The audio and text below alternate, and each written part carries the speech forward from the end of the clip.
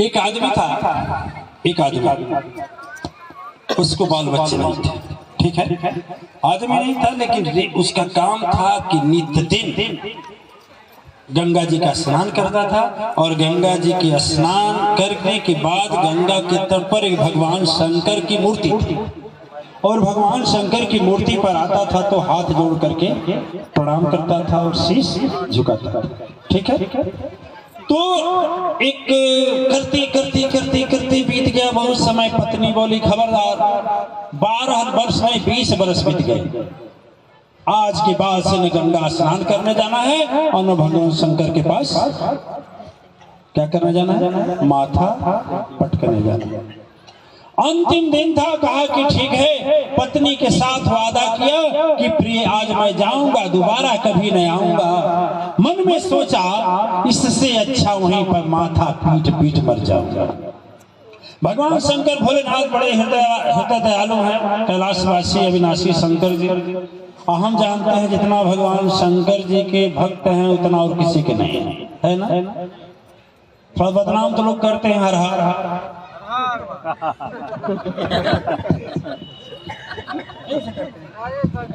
समझते हैं, समझ बेचारा भगवान शंकर को भी बदनाम करते।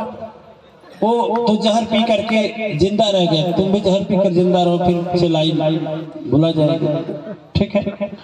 तो भगवान शंकर को गंगा पर स्नान किया, उसके बाद मन में ठाना तुरंत हो, प्राण को अपना गला दूंगा, सर पटक कर मर करके भगवान को आज बता दूंगा। भगवान सोचे इतना कोई है करने वाला क्या। स्नान किया, स्नान करके शिवपिंडी पर आया प्रभु और पाट लगने माथा पिटने लगा बारंबार। मरने का जब दशा देख प्रभु खड़ा हो बोले त्रिपुरार। रे घायल भक्त से पूछ रहे, बोलो क्या चाहिए तुझको है दरकार।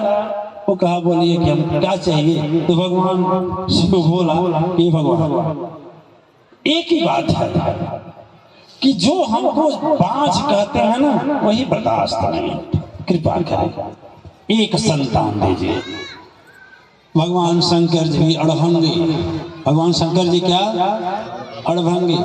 अच्छा, आप लोगों को बताए हैं दूसरा चैप्टर था नहीं, ब्रह्मा विष्णु शंकर को कैसे कपटी बनाई है ये बता रहे। ब्रह्मा विष्णु शंकर को कैसे बनाई है इसको बता रहे। तो भगवान शंकर भैया घमंड में तुहके पटकी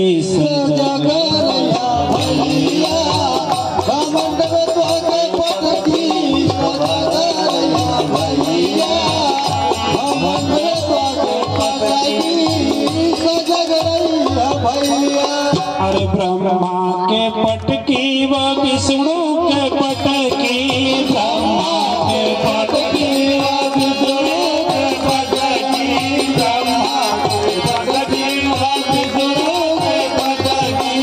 अरे शंकर का डमरुआ बना दिलस कपटी सजग।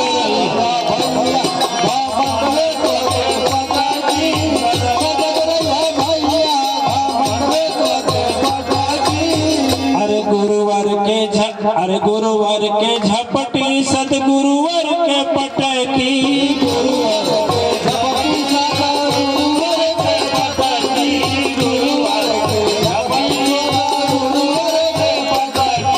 सेवा का अर्चेला का जीवन हो बन गई ना कपटी सदगुरु।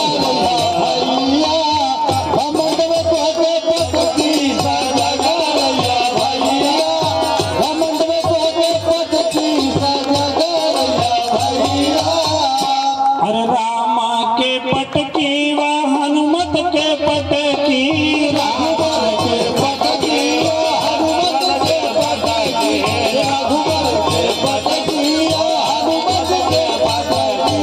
अरे अर्जुन के ले जा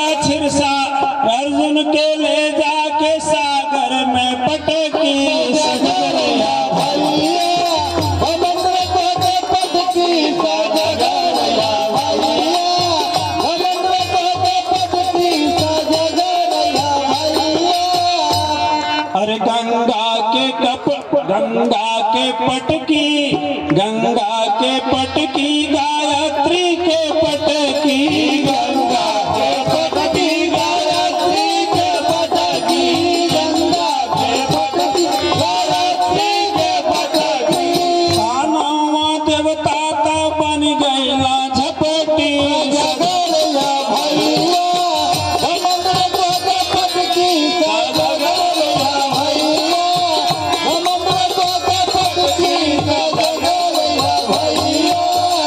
दिव्यात्मा थोड़ा आज चौथे दिन में हम लोग प्रवेश कर गए। आज शक्ति अखंड महायज्ञ कुछ दिन और रह गए और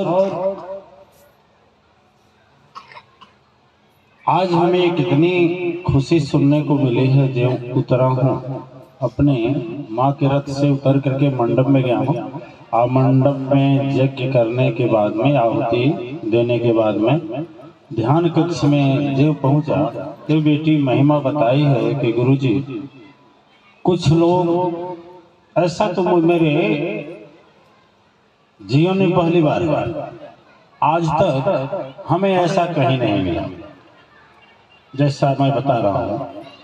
बेटी बोली गुरुजी 500 लोग हमसे कह चुके कि गुरुजी आधा घंटा और प्रवचन बढ़ा देते तो कितना अच्छा है। इसलिए मैं कहना पड़ रहा है। देखिए यहीं बगल में एक शक्तिपीठ है जहाँ की राष्ट्रीय महासचिव हम मौजूद हैं, यह गवाह हैं। वहाँ शांति के लिए सत्यव्रत आचार्य और 2-4 लोग घूमते हैं तो शांति होती है, ठीक है। और यहाँ जो यह बात हमने मतलब वैसे तो होता है कि सभा मध्य कोई जाता नहीं, सभा मध्य से उठना भी नहीं चाहिए। जीवन भर तो काम काज लगे रहते हैं और जितना जीवन बीत गया कुछ न कुछ करना ही है और उससे छुटकारा तो है ही नहीं किसी को। यदि अलग से समय निकालने को सोचा जाए कि सब काम करके अलग से निकालेंगे तो कभी नहीं निकलेगा। इसी को माया कहते हैं, इसी को माया जाल कहते हैं। परम शक्ति 27 धारा पर यह हम लोगों का जीवन रची, उसके साथ साथ ही हम माया देखें। एक काम जाता नहीं है दूसरा तैयार है ना, दूसरा अभी पड़ा है तीसरा आ जाता, ठीक है। उसमें कभी धर्म में धन के लिए दिक्कत होती है, लेकिन जब हम खड़े होकर आगे बढ़ने लगते हैं तो कुछ दिक्कत नहीं होती है, सब लोग साथ हो जाते हैं। मतलब यह बात सुनकर हमें खुशी हुई कि आज हम समझ रहे हैं, थोड़ा जोड़िए 97 सदगुरु के आश्रम से आए और 97 से हमें आदेश हुआ सत्संग प्रवचन करने के लिए। कई वर्ष हुआ महाराज? 97 वर्ष उसमें हुआ। और इधर कैसा साल हुआ? 22। कल पढ़ले हो तो कचहरी में कैसे अधिकारी है। दिव्यात्माएं आज हम लोगों को इस धर्म सभा में चर्चा करनी है, विशेष करके अभिमान के ऊपर, अभिमान के विषय।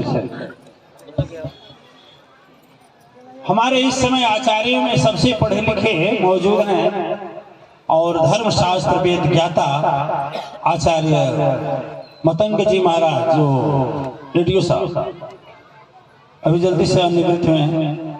तो ऐसे है, हम इन महान भाव के लिए आपको चाहेंगे आपके उस की बात कहेंगे, उस जन्म का मतलब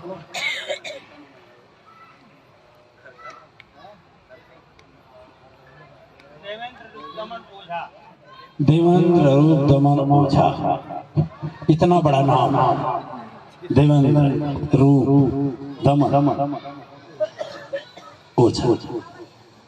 आप एक अच्छे विद्वान शास्त्र थे, लेकिन उस समय अच्छा ये बताइए, हम आपको मतंग ऋषि नहीं उस बात की बात कर सकते हैं? आपसे इजाजत है? क्योंकि हम सच्चाई कहेंगे तो हो सकता है आपको कष्ट हो, क्योंकि इसलिए सर अब आपको मतंग बना चुके हैं तब का आज तक नहीं कहे, क्योंकि थोड़ी सच्चाई थी। एक अधिकारी होने की वजह से इन्हें एक प्रकार का अहंकार था, है नहीं था, ठीक है। धन्य है इनकी धर्म दिव्य आत्मा, इनकी महा जीवन साथिनी बेचारी, वह एकदम धर्म परायण है। और ऐसा तो स्वर्ग जीवन खुद हो जाता है जिसके जीवन साथी धर्म पत्नी यानी धर्म की प्रेरणा देने वाली हो, वह सबसे बड़ा भाग्यशाली। सुंदर ना हो चलेगा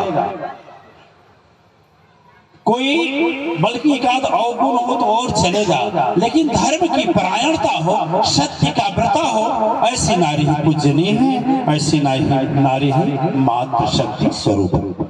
वैसी है इनकी जीवन साथी। वह बेचारी आते थे, दीक्षा लेते थे, अपने तपस्या के कर्म के प्रभाव से आने वाली संकट विपदा टालती रही और महाराज जी को लाती थी। ये महाराज जी बोलते थे जाओ ना, अरे तुम जाओ ना, रोक नहीं रहे हैं, जाओ ना। वो बोलती थी चलिए ना, चलिए। दिव्य आत्माएं यही है, महाराज जी के सामने कर रहे हैं।